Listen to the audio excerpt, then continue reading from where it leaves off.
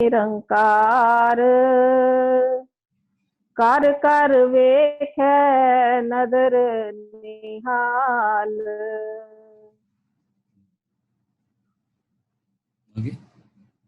तिथ खंड मंडल परखंड जे को कथै तयंत नयंत।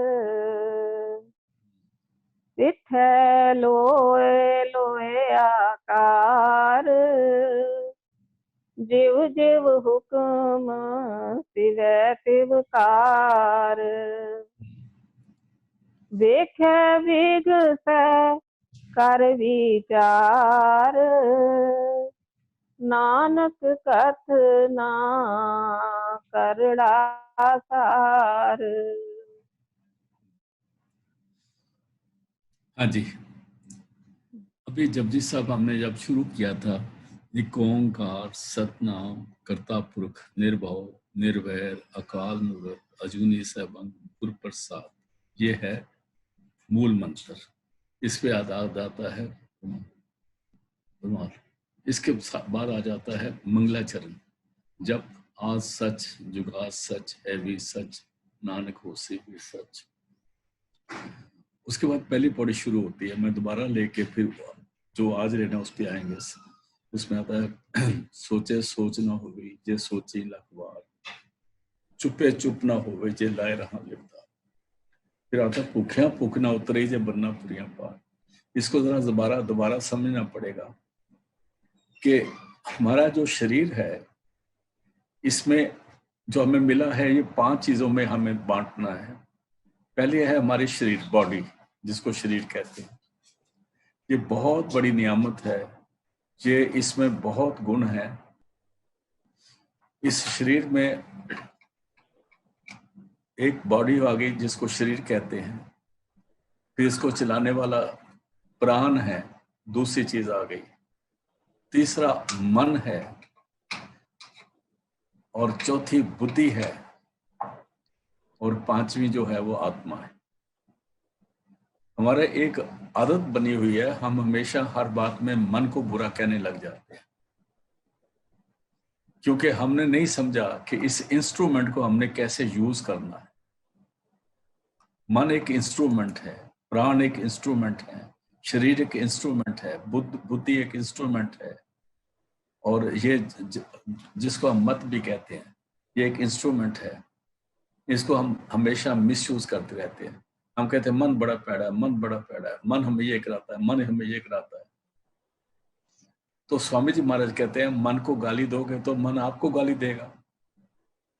जिसको आप गाली दोगे वो भी तो आपको गाली देगा ना, वो आपको प्यार थोड़ा करेगा। इसलिए स्वामी जी कहते हैं मन बैरी को मीत कर, इस मन को मित्र बनाना है, इससे काम लेना है। हमारे को बहुत सी वर्च्यूज दी हैं, वर्च्यूज जिसको हम काम क्रोध लोभ मोह अहंकार कहते हैं, ये वर्च्यूज भी हैं। ये सारे अवगुण नहीं है। ये अगर ना हो ना तो ये दुनिया चल नहीं सकती। जो मन दिया वो भी एक वर्च्यू है, और जो शरीर दिया वो भी वर्च्यूज है, प्राण दिए वो भी वर्च्यूज है। ये सारी उसकी बख्शिश है, उसकी रहमत है। उस परमात्मा ने हमें बख्शिश कर दी है, और इनका मूल कोई नहीं है। अभी क्या है कि भूखिया भूख ना उतरी जे बनना पुरिया पार, हम बार बार कहते रहते हैं। लोग इसके अलग अलग मतलब निकालते हैं, लेकिन असलियत क्या है कि अगर हम भूखे भी रह गए, व्रत भी रखते रहे, तभी हमारी भूख नहीं जाएगी। क्योंकि एक भूख है जो शरीर की है, एक भूख है जो मन की है। ये भी तृप्त थोड़ी बहुत हो सकती है, शरीर की भी हो सकती है। एक भूख जो है जो हमारे प्राणों की है, वो भी तृप्त हो सकती है। एक भूख प्राणों की आ गई, शरीर की आ गई, बुद्धि की आ गई। अभी जो लास्ट भूख आती है, 5वीं आती है, वो हमारे आत्मा की भूख है। आत्मा की भूख इस दुनिया में किसी भी पदार्थ से नहीं होती। ठीक, आत्मा को जो भूख लगी है वो जन्मों जन्मांतों की यही भूख है, जिसको आत्मा भी नहीं समझ पाई मन के दायरे में आके। आत्मा की भूख है शब्द के साथ जुड़ना, परमात्मा के साथ जुड़ना। क्योंकि आत्मा को, हमारी सुरत को शब्द नहीं मिला, आत्मा को परमात्मा नहीं मिला, इसलिए अगर हम सारा कुछ भी कर लें, पूरे ब्रह्मांडों की दौलत भी आ जाए तो हम भूखे रहेंगे, क्योंकि जब तक पूरा गुरु नहीं मिलता, शब्द के साथ जोड़ता नहीं, काम नहीं बनता। और फिर इसके बाद हमें बार बार उस हुक्म के बारे में कहा गया, हुक्म रजाई चलना, नानक लिखा ना, उसकी हुक्म में रहना है। हुक्म शब्द को कहा है, हुक्म नाम को कहा है। देखा हुक्म नाम है, नानक सदगुरु दिया बजाई। दूसरे हुक्म नानक हुक्मे जे बुझेता हो में कहना हो। तीसरी में क्या है, हुक्मी हुक्म चलाए राहो, इसी रास्ते पे चलना है। फिर हुक्म जो है, वो जो शब्द है, जो गुरु है, उसको क्या, गुरुमुख नादक गुरुमुख वेदक, वही परमात्मा है। फिर सुनिए की पौड़ी आ जाती है, मनने की आ जाती है। हमने पहली पौड़ी जो है, जिसको हम मूल मंत्र कहते हैं, उसको पहले लेना है। उसके बाद पूरा जपजी साहब पढ़ने के बाद 37 पौड़ी में आ गया, जो अभी पढ़ा था, सचखंड से निरंकार कर कर वेखे नदो निहाल। ये सारा कुछ करने के बाद फिर एक प्रिकॉशन दिया है, जो प्रिकॉशन के बगैर, जिस कहते हैं दवाई खाओगे तो थोड़ा परहेज भी रखनी पड़ेगी। अगर प्रिकॉशन नहीं है तो पाठ करने का भी फायदा नहीं है, किसी चीज का कोई फायदा नहीं मिलेगा। इसलिए अभी जो हम पढ़ेंगे वो प्रिकॉशन है। हमारे पास ये जो वर्च्यूज दिए हैं, जिसको हमने कहा, एक शरीर दिया है, एक प्राण दिए हैं, उसके बाद मन दिया है, बुद्धि दी है, आत्मा दी है। ये जितनी वर्च्यूज दिया है, इसको हमने यूज करना है। और जब हमने अभी जब जपजी साहब का लास्ट पौड़ी पढ़ रहे हैं, तो आप शुरू करिए, जत पहारा। जत पहारा धीरज सुनियार, जत पहारा धीरज सुनियार। हम एक एक चीज को लेंगे ताकि इसकी समझ आ जाए। ये पौड़ी काफी महंगी या मुश्किल है, इतनी आसान नहीं है। मैं भी कोशिश करूंगा गुरु कृपा से जितनी बोली जा सकेगी उतनी करूंगा, महाराज जी दिया करें। जत पहारा धीरज सुनार, 4 चीजें आ गई। जत आ गया, पहारा आ गया, धीरज आ गया, सुनियार आ गया। ये क्या क्या चीजें? जत कहते हैं अपना सेल्फ कंट्रोल को और पवित्रता को। पवित्रता 3 प्रकार से है, मन से, बुद्ध से और कर्म से। जब तक मन, वचन और कर्म, जब तक इनमें पवित्रता नहीं आती, वो जत वाला काम शुरू नहीं होता। This is a must for progress, रूहानी प्रोग्रेस के लिए ये बहुत जरूरी है। पहारा कहते हैं वो जगह जहां सुनार बैठ के काम करता है, उसकी पट्टी और सारा कुछ रखा होता है उसमें। धीरज सुनार, और सुनार कहते हैं जो जिसने काम करना है। पहारा कहते हैं पट्टी को। अभी पट्टी क्या है, पहारा क्या है? ये हमारा शरीर है। सुनार कौन है? ये मन है। ये बात जब मैं कह रहा हूं, इसको जरा आप गौर से सोच लेना।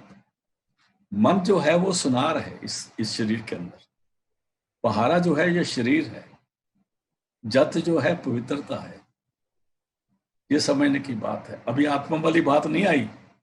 हम कहेंगे ना जो सुनार है वो मन है, ये तो हमारी सोचें बन जाती है ना। जत पहारा, धीरज जो है सुनार है, एरन जो सुनार है वो मन है। एरन मत, अभी मत भी आ गई। मत उसको कहते हैं जो सदगुरु ने हमें शिक्षा दिया, उसको मत कहा है। जो सदगुरु ने शिक्षा दी है ना, उसको मत कहा है। एक जगह कहता है, सिख मत सब बुद्ध तुम्हारी, मंदिर छामा तेरे। उसमें भी ये सारी चीजें आ गई। शब्द आता है ना शब्द हजारे में। सिख मैंने शिक्षा,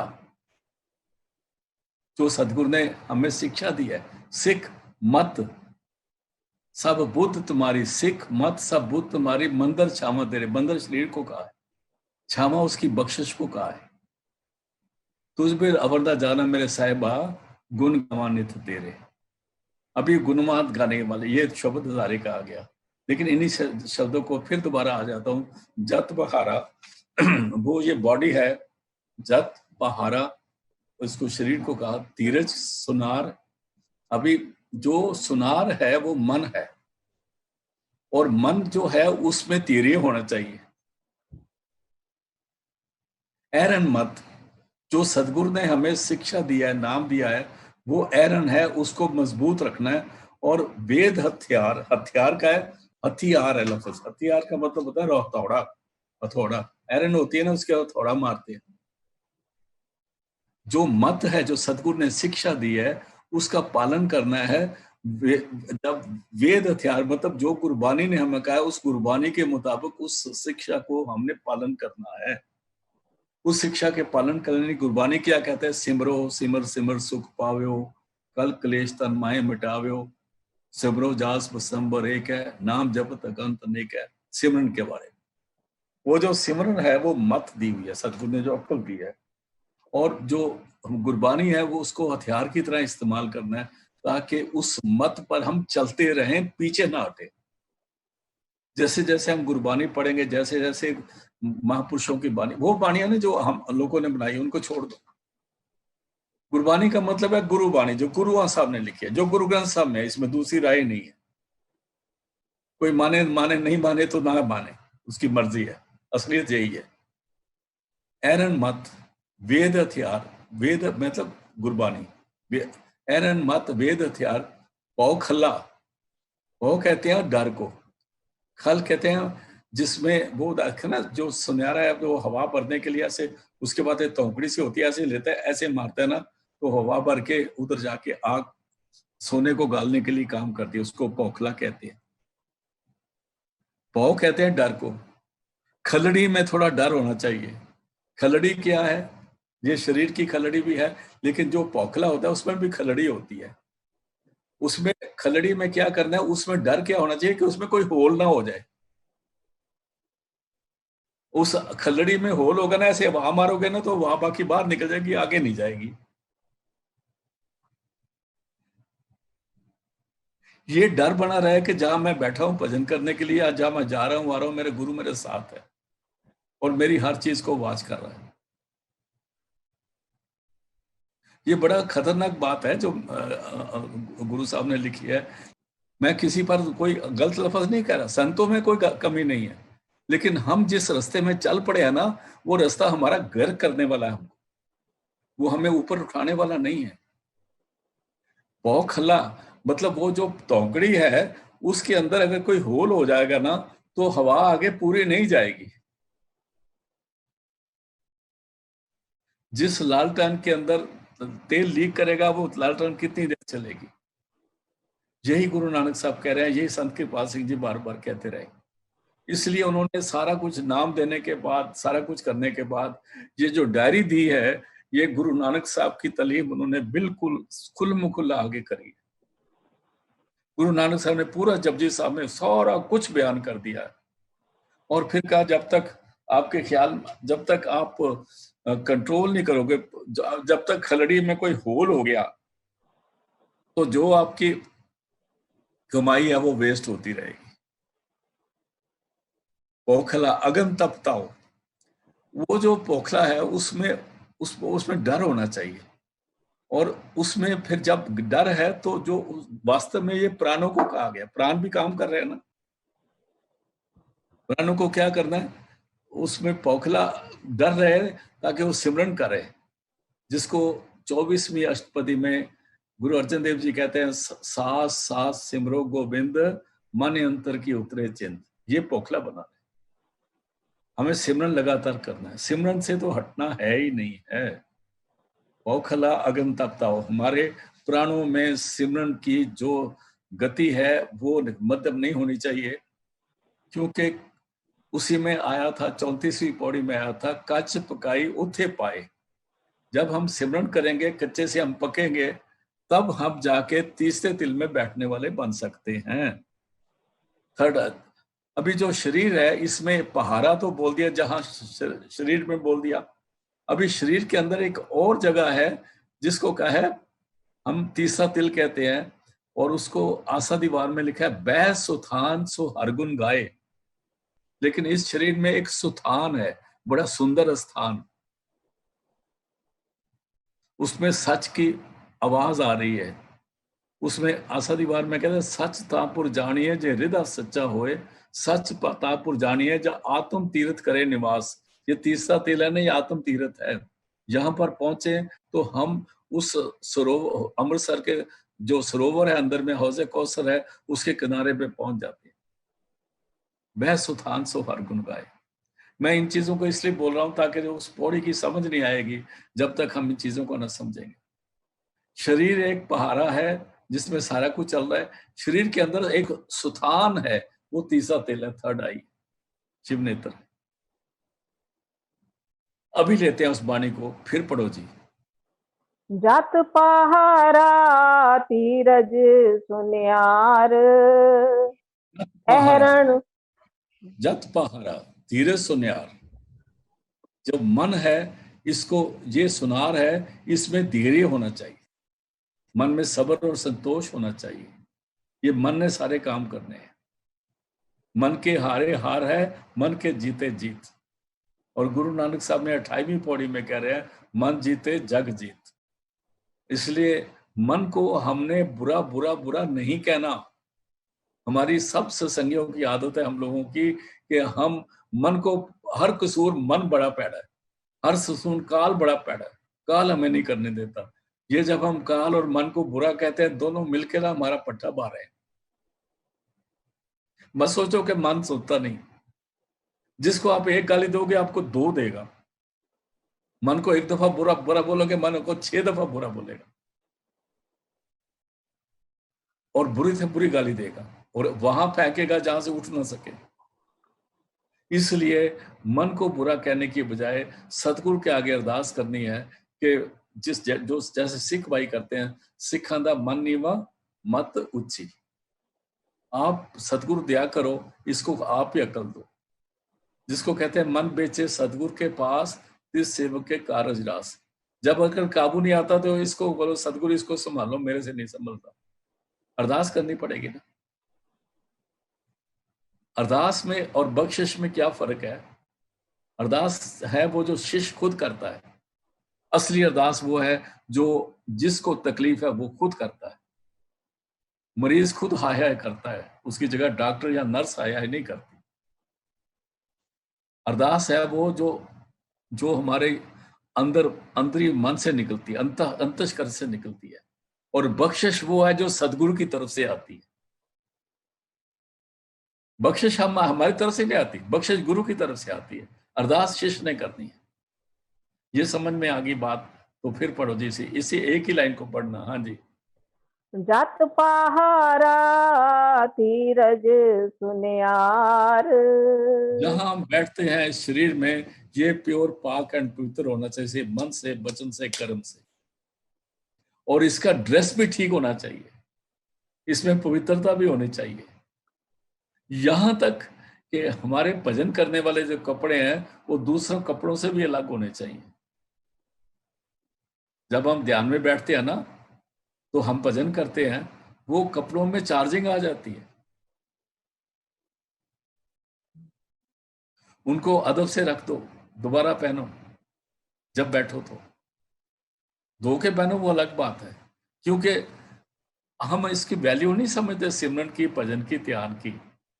सिमरन और भजन और ध्यान की इतनी बड़ी वैल्यू है जिसका अंदाजा नहीं लगा सकते। आपने जिस कपड़े पे बैठ के भजन करा ना, कोई दूसरा आदमी वही कपड़े पहन के बैठ जाए तो उसका भी भजन बनने लग जाएगा, अगर आपका मन है। ये बड़ी हैरानी की बात है और ये सच है। जब तक हम खुद भजन नहीं करेंगे, उसमें क्या होगा? एक तो हमारे शरीर में पवित्रता आएगी और जो कपड़े पहने उनमें भी चार्जिंग आएगी, और जिस जगह बैठ के भजन करेंगे उस कमरे में भी चार्जिंग हो जाएगी। इसलिए जत पहारा धीरज सुनियार। अभी मन जो है उसमें धीरज होना चाहिए। सुनार कौन है? मन है। आगे पढ़ो। जात पहारा तीरज सुनियार, अहरण मत वेद हथियार। जो सदगुरु ने सिमरन दिया, वो मत दिया, जो सिख मत सब बुद्ध तुम्हारी, सदगुरु ने दिया, वो अहरण होनी चाहिए, मजबूत होनी चाहिए। अभी अहरण के लिए काम नहीं करेगी, फिर हमें गुरबानी की स्टडी करनी पड़ेगी, महापुरुषों की बानी की स्टडी करनी, इंस्ट्रक्शन देखनी पड़ेगी। उसको वेद हथियार बोला है। गुरबानी की जो स्टडी है उसको वेद हथियार बोला है।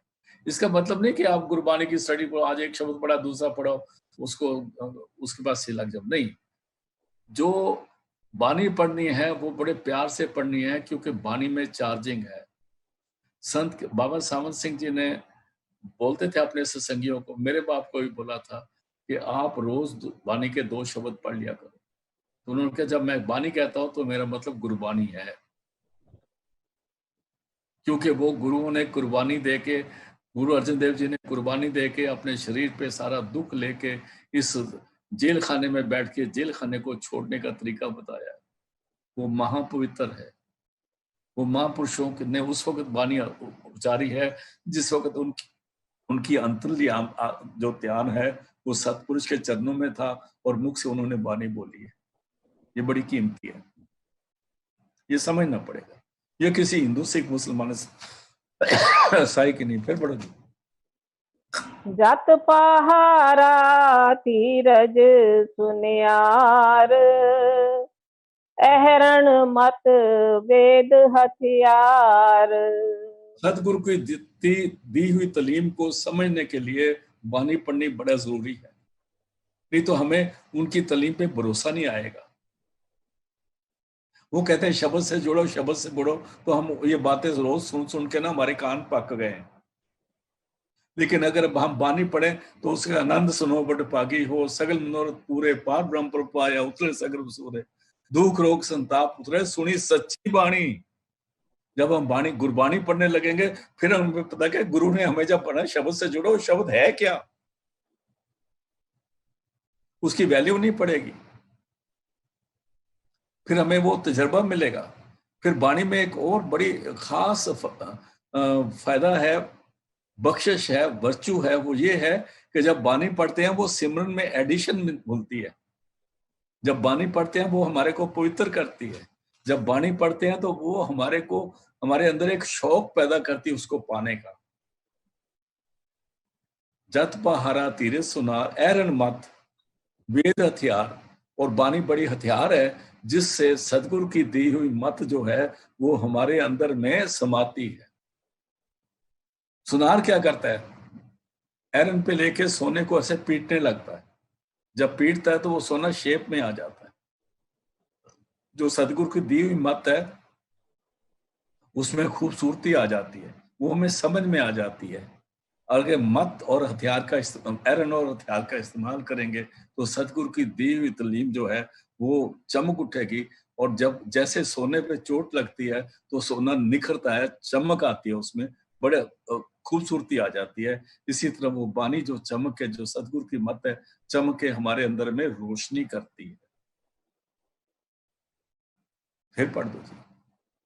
जत पहारा तीरज सुनियार, अहरण मत वेद हथियार। यहां तक समझ आ गई, आगे चलते आगे। औखला अगन तपताओ। औखला, हमारी खलड़ी में थोड़ा डर होना चाहिए। खलड़ी में डर, पंजाबी में कहते हैं ना, यदि खलड़ी से डर ही नहीं है, ये किसी को डरता नहीं। और जब तक गुरु का डर नहीं होगा तब तक प्यार नहीं पैदा होगा। और डर जो गुरु का डर है वो प्यार पैदा करता है।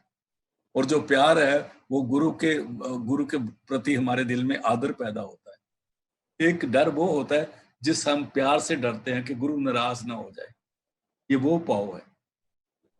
घर में हम बच्चों से डरते नहीं, लेकिन माँ बाप बच्चों के लिए कहते हैं ये कर दो, ये कर दो, खुश हो जाए। वो उनको डर रहता है कि नाराज ना हो जाए। इसलिए हमारी खलड़ी में थोड़ा पाव होना चाहिए। दूसरे मैंने ये भी आता है, वो जो खलड़ी जिसे हवा मारते हैं, पोकला उसको बोलते हैं, उसमें भी ये डर होना चाहिए कि उसमें कोई होल ना हो जाए। होल हो गया तो हमारी कमाई वेस्ट हो जाएगी। होल क्या क्या है, एक तो हमारे जीवन में जब कोई गलती हो जाती है वो भी होल है। दूसरा होल क्या है कि थोड़ी बहुत कमाई हुई नहीं और लोगों में बांटना शुरू कर दिया, गुरु बन के बैठ गए, भले है कुछ नहीं, दूसरों को समझाने लग गए। और उपदेशे आप ना करे, आवत जावत जन में मरे। ये भी एक खलड़ी में होल की चक्कर है।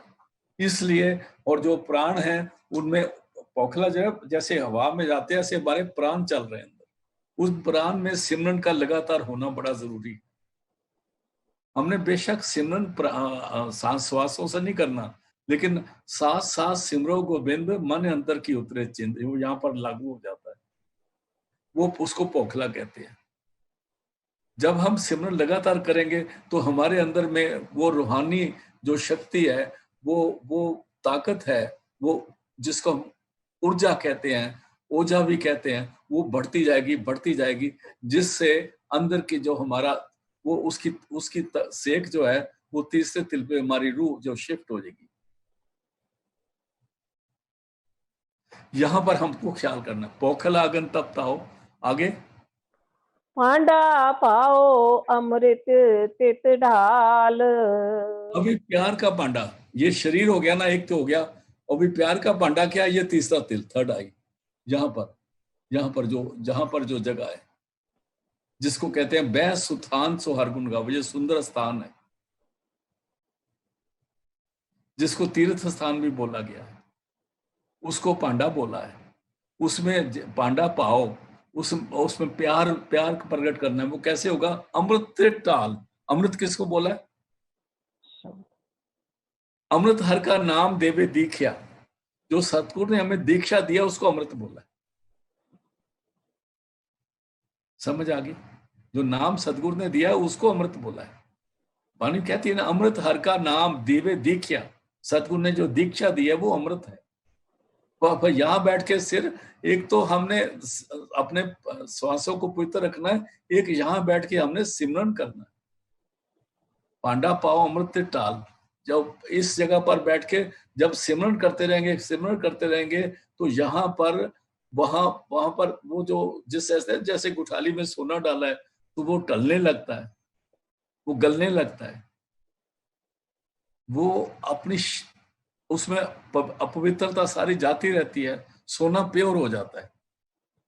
जब सोना प्योर हो जाता है फिर कहते हैं कड़िए शब्द सच्चे टकसाल, फिर उसके अंदर शब्द पैदा हो जाएगा, फिर शब्द प्रकट हो जाएगा। जिस वक्त हम लगातार सिमरन करेंगे यहाँ बैठ के, उसमें जो अमृत बनेगा, जो सिमरन है वो अमृत है। उस सिमरन के टलने से, अंदर लगातार होने से, उसके पकने से, उसकी पवित्रता आने से, सिमरन का जैसे जैसे हमारे अंदर में प्रभाव बढ़ेगा, शब्द प्रकट हो जाएगा। ये गुरु नानक साहब कह रहे हैं। फिर पढ़ो जी इसी लाइन को। अगन तप ताओ, पांडा पाओ अमृत तित ढाल। मैंने प्राणों से ये देखना है कि हमारा ख्याल इधर उधर ना जाए। थोड़ा खलड़ी में डर हो, ये नहीं भजन बैठे तो कुछ और ही सोचते रहे इधर उधर। पांडा पाओ अमृत टाल, फिर उसमें सिमरन करना है। फिर क्या होगा? घड़िए शब्द सची टकसाल। जब वो सोना पिघल जाएगा अंदर, जब वो सिमरन पक जाएगा तो वो शब्द रूप बन जाएगा, वो शब्द रूप बन जाएगा। वो फिर शब्द एक नहीं होगा, फिर टकसाल लग जाएगी उसकी शब्द की। टकसाल आप जानते हो ना, जहां पर नोट बनते हैं, तो हमारे अंदर में ये टकसाल बन जाएगी। यहाँ पर वो रूहानी नोट बनने लगेंगे। मत समझो वो रूहानी नोट नहीं है, वो दुनिया की पूरी बादशाहत मिल जाती है उसको, जो तीसरे तिल पे आके बैठ जाता है।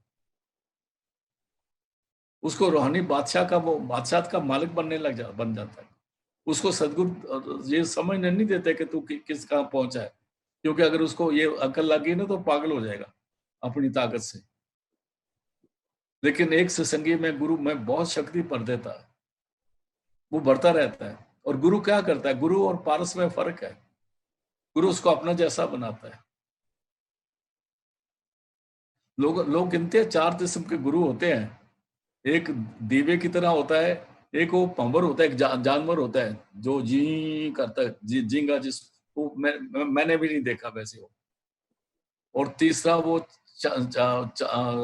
जिसको कहते हैं वो जिसमें खुशबू आती है, चंदन, ऐसे गिनते हैं। लेकिन रूहानियत में 2 गुरुओं को ज्यादा फजीलत दी है। एक वो है जो दीवा पैदा कर, दीपक है, और दूसरा वो जो एक होता है प्रिंगी, प्रिंगी कहते हैं उसको, वो क्या करता है, कीड़े को लेता है, उसको मार देता है, जान से नहीं मारता, उसका बड़ा खून खान निकाल देता है और उसके अपने घर में जाके एक कोने में रख देता है और फिर उसके चारों तरफ ना अपना जी करता रहता है, अपना शब्द गाता रहता है। वो जब शब्द गाता रहता है, जो कीड़ा है ना वो भी भृंगी बन जाता है। इसी तरह गुरु हमें अंदर ले जाके जब शब्द सुनाता है तो हम भी उसका रूप बन जाते हैं। कब बनते हैं? जब गुरु के शब्द के साथ जुड़ते हैं तो, और गुरु के शब्द से गुरु आप ही जोड़ता है। जैसे वो भृंगी अपना गाना गाते रहते हैं चारों तरफ उसके इर्द गिर्द, तो वो गाने से ना उसमें जो दोबारा जान आती है वो भृंगी की शेख में हो जाता है। और इसलिए जो पूर्ण संत सदगुरु हैं उनमें ये दो क्वालिटी हैं, एक तो हमारे अंदर वो दीपक प्रकट करते हैं, लाइट प्रकट करते हैं, दूसरा हमारे अंदर शब्द प्रकट करते हैं। और जब शब्द के साथ ये जुड़ता है तो ये गुरु रूप बनना शुरू हो जाता है। वो शब्द रूप बन जाता है तो गुरु रूप बन जाता है। इसलिए राम और संत में भेद कुछ नहीं, कई जन लख में एक, लाखों करोड़ों में कोई एक जना होता है। इसलिए गुरु ये काम देता है। फिर पढ़ो जी इसको। खड़िया शब्द सची टकसाल, जिनको नदर करम तिनकार। जिनको नदर करम तिनकार, इन लफ्जों को बड़ा समझना पड़ेगा। कर्म आ गया, एक तो बख्शिश की नजर करता है, एक रहमत की दौलत उस पर निशावर कर देता है। गुरु का ये काम है। गुरु जो होता है, गुरु जो होता है वो शरीर नहीं होता, उसका टब्बर होता है, सारा कुछ होता है, लेकिन वो अपने उसके जो असली बच्चे होते हैं वो दिए जो नादी बच्चे, जिनको नाम दे के ऊपर लिया। अगर उसका बेटा भी नाद से नहीं जुड़ा तो उसको बेटा नहीं मानता। गुरसिखा पुता पाइया पाई को जा, एक ही रास्ते मिलता है। जिनको नदर, नदर माने बख्शिश की नजर, मेर माने रहमत, कदम, तिनकार, उनका काम हो जाता है। आगे बोलो, फिर बोलो जी। खड़िया शब्द सची टकसाल, जिनको नदर करम तिनकार। नानक नदरी नदर निहाल। लास्ट में फिर नानक नदरी, दो जगह नानक नदरी, नदर दो जगह बोला, एक नदरी बोला है, एक नदर बोला है। दोनों का ये पोइट्री लिखने के लिए नहीं बोला, इसका मतलब है ए नानक, जब वो परमात्मा गुरु की बख्शिश हो जाती है, नदर हो जाती है, नदरी नदर निहाल, उसकी उस इंसान की नदर जो है वो निहाल हो जाती है। पहले नदर तो वो है जो गुरु करता है, दूसरी नदर है वो शिष्य की है। एक तो गुरु ने करी ना, तो उसका भी, उसकी जो जिस पर करी उसकी भी नदर निहाल होगी, उसकी आंखें जो हैं वो अमृत बरसी बन जाती है। गुरु तो गुरु है, शिष्य भी उसी रात में पहुंच जाता है। जो गुरु की नजर में असर है वो शिष्य की नजर में असर हो जाता है। हम सोचते हैं शायद नानक नदरी नदर निहाल, ऐसे ही लोग बोलते हैं नदरी नदर निहाल, नदरी नदर निहाल बोलते हैं, पता नहीं नदरी क्या है, नदर क्या है। नदरी तो वो है बख्शिश की नजर जो सतगुरु की तरफ से आती है। नदर निहाल क्या है, जिसके ऊपर नजर डाली गई वो उसकी नजर भी निहाल, वो निहाल हो गया, उसकी अभी नजर वैसी नहीं रही जो पहले थी, जो पहले हाल था वो नहीं रहा, अभी वो भी संत बन गया। इसीलिए कहते तेरी एक नजर की बात है, मेरी जिंदगी का सवाल है। एक पोरी नजर निहाल दे दर्श रंग मानिया, वाणी में कहा एक पोरी नजर निहाल दे दर्श रंग मानिया। अगर तू मेरे पोरी नजर दर्शन दे दे तो मेरे में वो मस्ती आ जाएगी कि मैं, कमाल की मस्ती आ जाएगी, मैं भी उस नशे में आ जाऊंगा जिस नशे में तू है सतगुरु। इसको जरा दोबारा बोलता हूं, फिर पढ़ो जी इसको। जिनको नदर करम तिनकार, नानक नदरी नदर निहाल। उन पर जिस पर ए नानक जिस पर उसकी नजर हो जाएगी ना, वो निहाल हो गया। गुरु नानक साहब के बारे में आता है, जब वो रावी में गए तो उनको आवाज आई कि देख, तेरे को जो मैंने शरीर दिया वो मेरी तरह का है, और मैं दुनिया का भला करता हूं, तू भी दुनिया का भला कर। उनको आप अगर पढ़ोगे ना तो आपको पता लगेगा, बाबा संत कपासी ने बहुत कुछ कहा इस बारे में। उन्होंने फिर अपना घर छोड़ दिया दुनिया के लिए, सारा कुछ किया। नानक नदरी नजर नहीं, जब परमात्मा की नजर होगी, सतगुरु की नजर, परमात्मा की नजर एक ही होती है। राम संत में भेद कुछ नहीं, एक जन कई में लाख करोड़ी, लाखों करोड़ों में कोई एक होता है। सारे संत नहीं होते टीटी पीपी करके, वो कोई होता है। इसलिए नानक नदरी नदर निहाल, जिनको नदर करम, जिस पर उसकी मेहर की नजर आ जाए, बख्शिश की दौलत, सारी वर्चूज उस पे आ जाती हैं, वो नदर निहाल हो जाता है। उसकी अपनी नदर जो है निहाल हो जाती है, उसकी नदर भी इस काबिल हो जाती है, वो दूसरों को निहाल कर देती है। जब जपजी साहब गुरु नानक साहब ने समाप्त किया तो ये लास्ट लफ्ज है, जिनको नदर करम तिनकार, नानक नदरी नदर निहाल।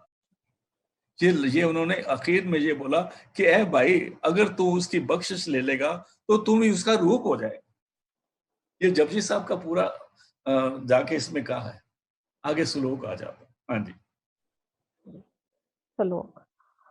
पवन गुरु पानी पिता, माता धरत महत। अभी गुरु नानक साहब ने कहा, जिस धरती पे आप आए हो, ये धरती कोई छोटी मोटी धरती नहीं है। यहाँ सारे नहीं आते, जो आ गए हैं, जो नहीं समझ रहे, वो इनोसेंट उनको नहीं कह सकते, वो बदकिस्मत हैं, वो किस्मत के मारे हुए हैं। और उनकी किस्मत तब जागेगी कभी किसी महापुरुष का सत्संग सुनने, तो उनका भला हो सकता, नहीं तो नहीं हो सकता। हम लोग दुनिया के वो प्रीचरों के सत्संग सुनते हैं। प्रीचर का मतलब ये नहीं जो हमारे सत्संग है उनको मैं नहीं बोल रहा, जो आम आम प्रीचर हैं, वो सारी दुनिया को सुनाते रहते हैं, जो धर्म के ठेकेदार बने हुए, उनसे कुछ नहीं होने वाला। इसलिए उन्होंने कहा, रात तो बोला, फिर पढ़ते हो जी 34वीं पौड़ी धर्मसाल वाली।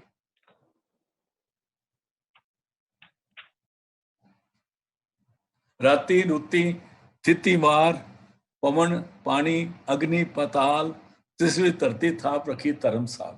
जहां बैठे हैं ये धर्मशाला है, गुरुद्वारा है। चाहे आप अपने घर में बैठे हो, मैं अपने घर में बैठा हूं, चाहे हम सड़क में हैं, चाहे हम गाड़ी में हैं, चाहे जा रहे हैं, हर जगह हम धर्मशाला में हैं और परमात्मा हमारे साथ। इसलिए परमात्मा ने इस दुनिया में हमको बहुत बख्शिश करी है कि अभी देखो बख्शिश का अभी पता चल रहा है कि कितनी बख्शिश कर रहा है परमात्मा।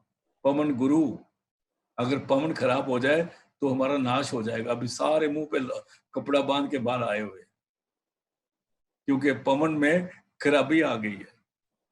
वो हमारी बदकिस्मती है कि हम पापी लोग हैं, हम उस परमात्मा को याद नहीं करते, और हम परमात्मा की बनाई हुई हर चीज के साथ उसको मिसयूज करते हैं।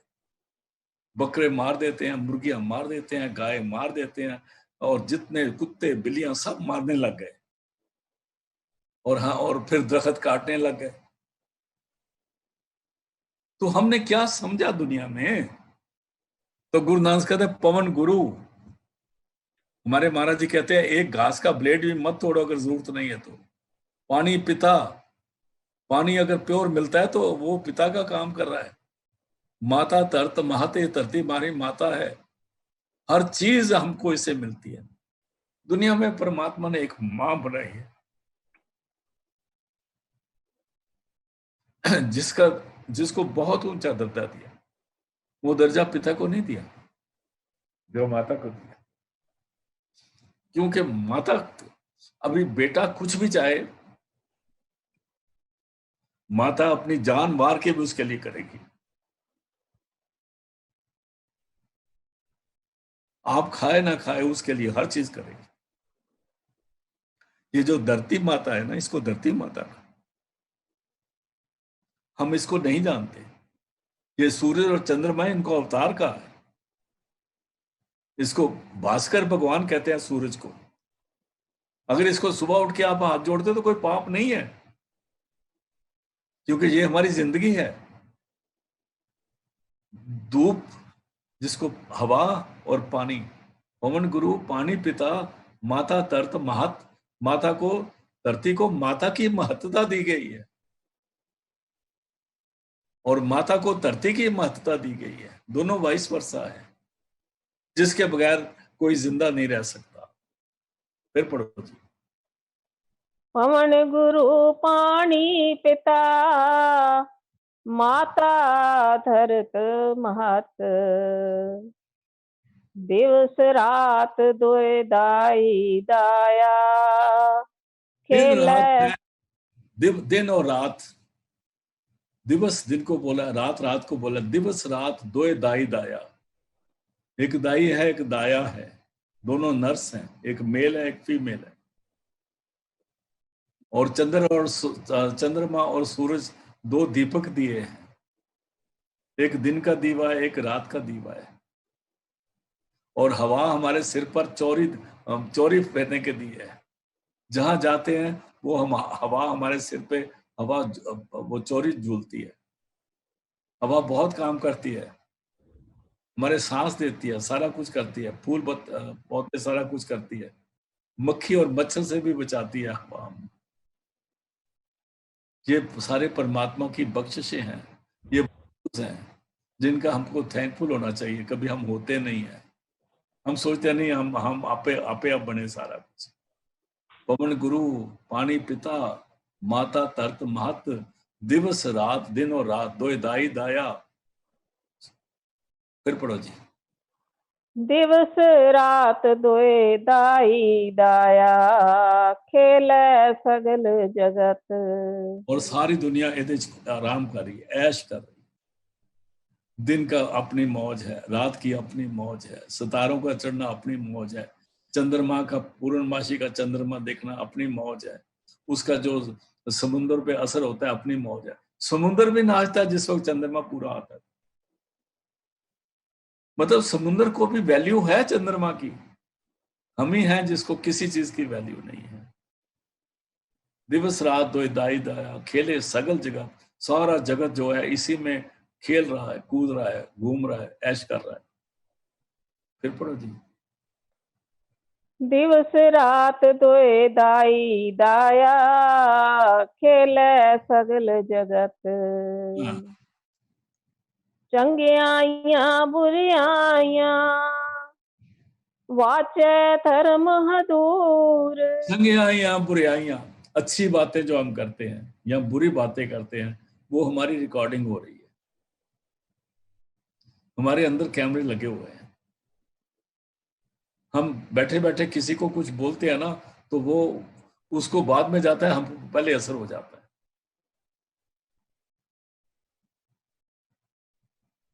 किसी को अपने मुंह से कोई अपशब्द कभी नहीं बोलना चाहिए कि उसका ये हो जाए या ये ना हो जाए। हम कोई ठेकेदार नहीं है, और ना ही परमात्मा हमारी बात सुनने वाला है। उसको तो अपनी मर्जी करनी है। हुक्म हुक्म चलाए राहो, नानक विकसे बेपरवाह हो। फिर बोलो इस लाइन को।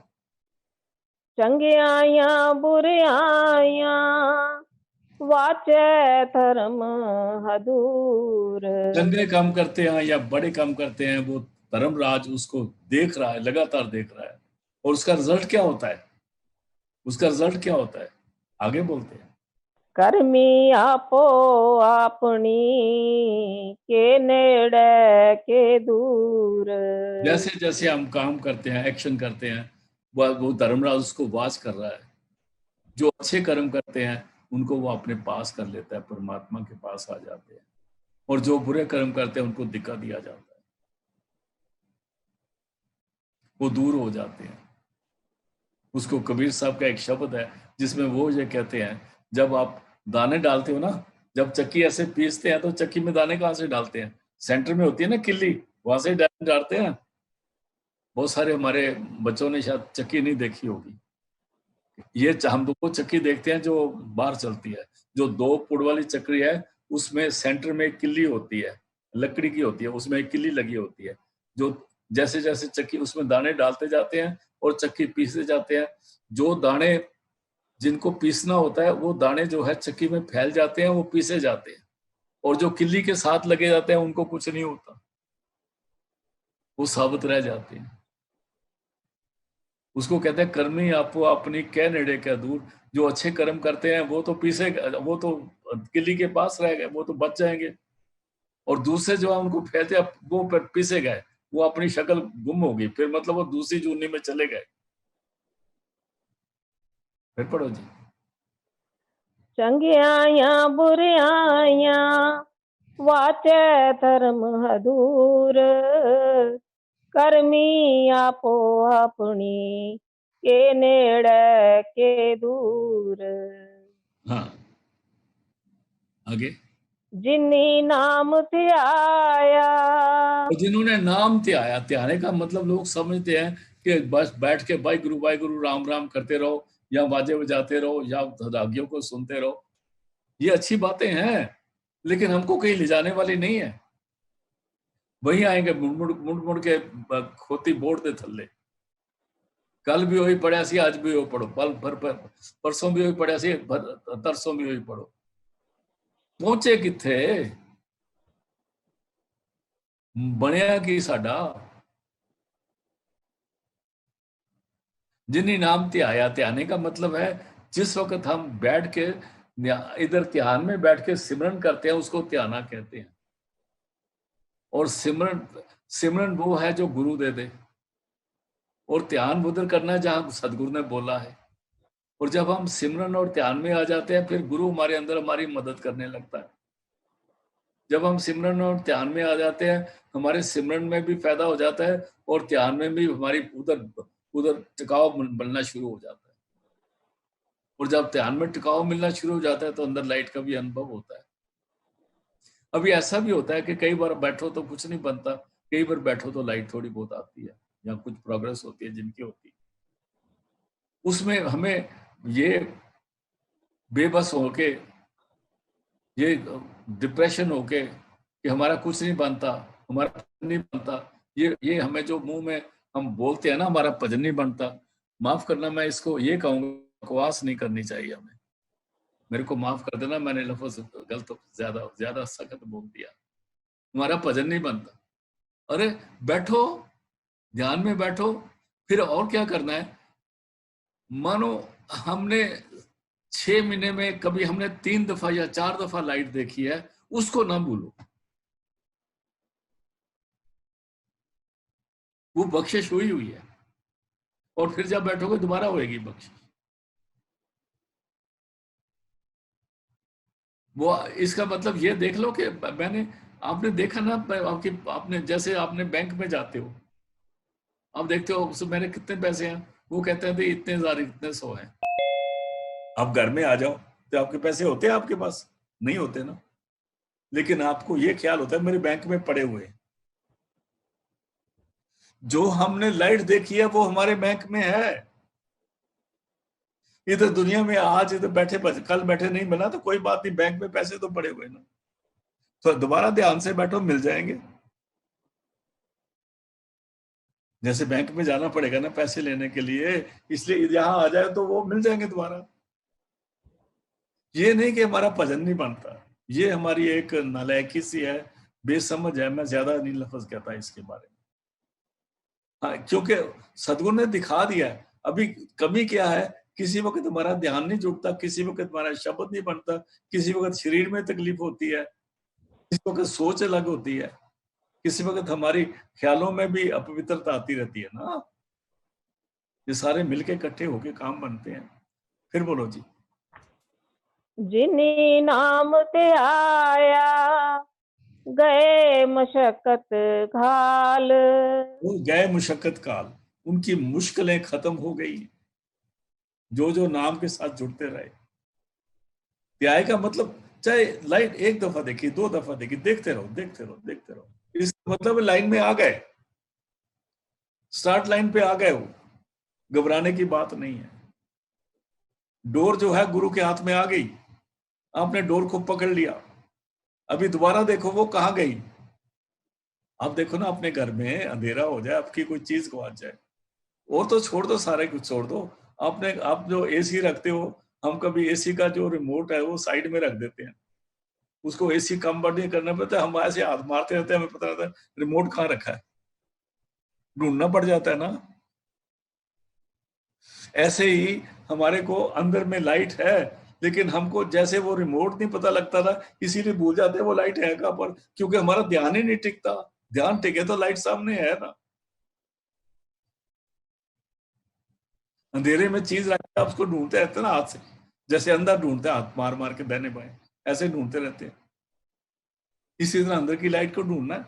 जिन्हीं नाम ते आया गए मुशक्कत काल, उनकी मुश्किलें दूर हो गई, उनको दोबारा दोबारा बैठना है। बाकी कितना टाइम देना वो आप ही समझते हो, मैं भी थोड़ा बहुत समझता हूँ उस बात को कि टाइम तो देना पड़ेगा ना, और दोनों टाइम देना पड़ेगा, सुबह भी और शाम भी, और शब्द को भी सुनना पड़ेगा। जिन्हीं नाम ते आया गए मुशक्कत काल, आगे जी। जिन्हीं नाम ते आया गए मशक्कत घाल, नानक ते मुख उजले केती छुटी नाल। नानक तय मुख उजले, फिर वो मुख परमात्मा के दरबार में उज्जले हो जाते हैं, वो सुंदर बनने लग जाते हैं। परमात्मा अपने शिष्य को सुंदर सुंदर सुंदर बनाता जाता है। एक माँ की इच्छा होती है मेरा पुत्र बड़ा सुंदर हो जाए, बड़ा सुंदर हो जाए, कभी स्वार्थी है, कभी कुछ करती है, कभी कुछ करती है। ऐसे भी परमात्मा भी हमें सुंदर बनाता रहता है, बनाता रहता है, बनाता रहता है। लेकिन कई दफा हमें पता नहीं लगता, लेकिन वो सुंदरता जो है अंदर में आने लगती है। जिन्हें नाम त्याया गए मुशक्कत काल, नानक तय मुख होते मुख, वो मुख उजले हो गए। फिर कहते हैं केती छुट्टी नाल, उनके साथ कहीं औरों का भला हो जाता है, जो उनसे प्यार करते हैं उनका भी भला हो जाता है, जो उनकी देखभाल करते हैं उनका भी भला हो जाता है। बदली आ जाती है, उनमें बदली आ जाती है। अगर वो अपने उसका कहना माने, जिस जो थोड़ा बहुत भी है, तो उनमें बदली आनी शुरू हो जाती है। उनको ज्यादा नसीहतें करने की जरूरत नहीं होती है, कर ए ना कर, कर ए ना कर, ए ना कर, ये ज्यादा लेक्चरबाजी की जरूरत नहीं होती। ये ऑटोमेटिकली जो रूहानियत की बख्शिश है, ये हाँ, वो इंसान नहीं देता, परमात्मा की तरफ से होती है। ये उसका कानून है कि जो उसका कहना मानता है, और उसके साथ कईयों का भला होता है, कई तरह से भला होता है, दुनियावी तौर पर भी, रूहानी तौर पर भी। हाँ जी, फिर पढ़ दो। जिन्हीं नाम थे आया गए मशक्कत घाल, नानक ते मुख उजले केती छुटी नाल। कईयों का साथ भला हो जाता है।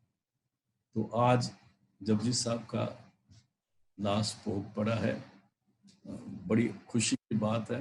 अपने घर में बेशक प्रसाद बना के खाता। अभी जपजी साहब का ये जो, ये नहीं कहता कि जो मैं कह रहा हूँ ठीक है, मैं तो कुछ नहीं कह रहा हूँ, ये तो गुरु ने कलाया, मैंने कह दिया।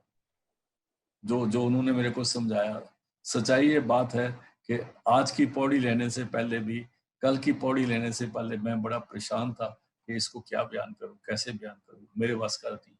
ये सदगुरु की दया है और आज समाप्त हुआ। मैं बड़ा खुश हूँ।